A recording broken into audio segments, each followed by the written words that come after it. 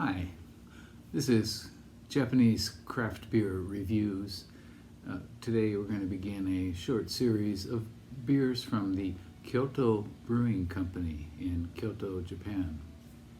And Kyoto Brewing has been around since 2015, and I have known disclosure, I've known the head brewer for a number of years, and I've sampled his homebrews many a time before he became a brewer. The brewery was founded in 2015 by three people, an American, the brewer, and a Canadian, and a Welshman. And the three of them met when they were working on the JET program in northern Japan, and kept in touch, and over the years decided to work together and create a brewery. The head brewer studied in the U.S. He did an internship at Lost Abbey in California, and also another internship at Shiga Kogen, one of the very best Japanese brewers in Nagano, Japan. And in 2015, their very first year, they were chosen as the best new brewery in Japan by RateBeer Best Annual Survey. In 2019, last year, they were chosen as the best brewery in Japan by the RateBeer Best Survey. They have a tap room in Kyoto that's attached to the brewery, and they're open on weekends only at the current moment, Friday, Saturday, and Sunday. They have three main beers, a lineup of three main beers, and also two seasonal lines, Kimagure line and Shunkashuto line. And they're kind of rethinking that right now, I think. The Kimagure line has been traditionally pale ales or IPAs, session IPAs, things like that, and Shunkashuto line were saisons, and each of these were seasonal, so one for spring, summer, fall, and winter each. They're currently reconsidering how they're going to do the Shunkashuto line, I believe. So they may not have that in the future. But on RateBeer, they have 175 beers, I believe, quite a few. And so they've been experimenting. They do lots of new things. And they've done a number of collaborations. They're kind of growing organically, and I think they've been doing a great job. So we're going to look at several beers from Kyoto Brewing Company. Okay, our next beer from Kyoto Brewing is a rather special one, an unusual one for them. It's called Kyoto Brewing Iburi, and Iburi has the meaning of smoke or smolder, and so it is a smoked beer. It's a smoked Helles beer, and the beer is 5% alcohol and only 4 international bittering units, so not a lot. Now, what's special about this beer? Two things. First of all, it's a collaboration with a group called The Kyoto.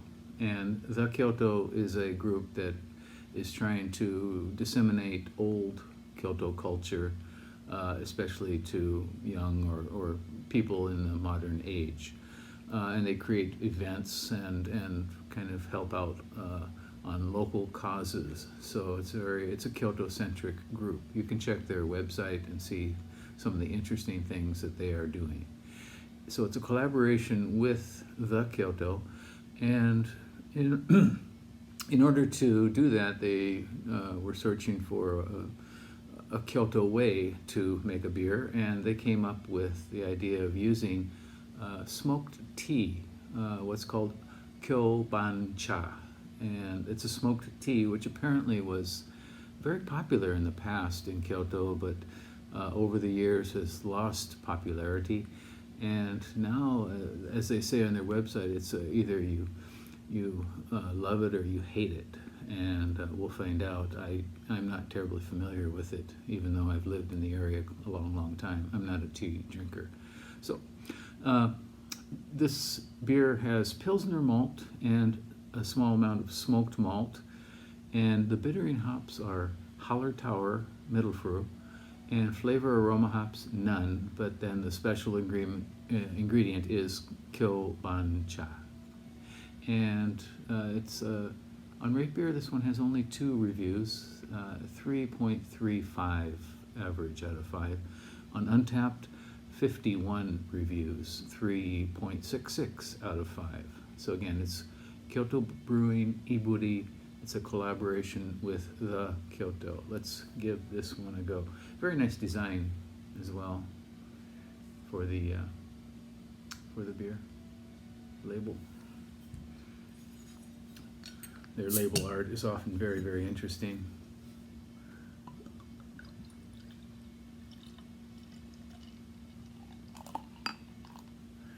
All right, it is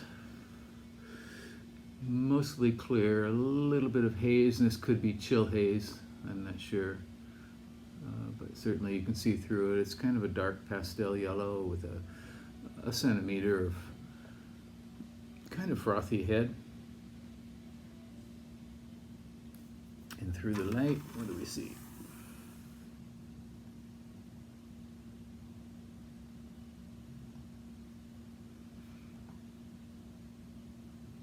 Very, very low carbonation coming up. Oh my, yeah. You get the smoke right away. Smoked beers are kind of an acquired taste. The most famous is Schlenkerla in Bamberg, Germany. First time I had one of those, I took a sip and spat it out and dumped the rest in the sink. I was sure something was wrong with the beer. This has a very nice smoky nose, smokier than I expected. Kind of like a light smoked meat.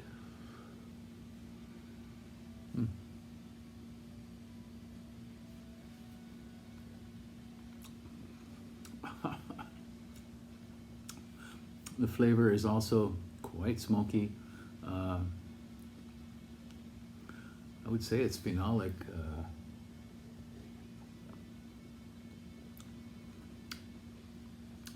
Kind of burnt rubber. This is pretty strong.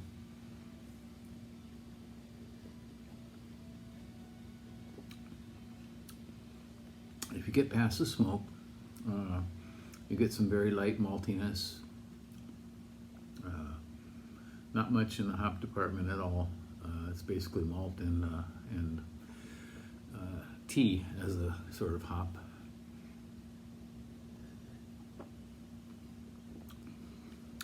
Interesting. Not so well rounded as many smoked beers. The smoke really, really stands out here. Kind of almost a tobacco sort of note as well.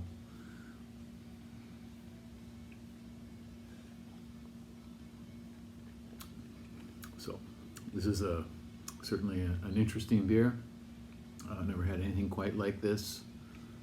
And I wonder if the color is influenced by the tea. It seems to be some, looking at it through the light this way, I get a kind of greeny look to it.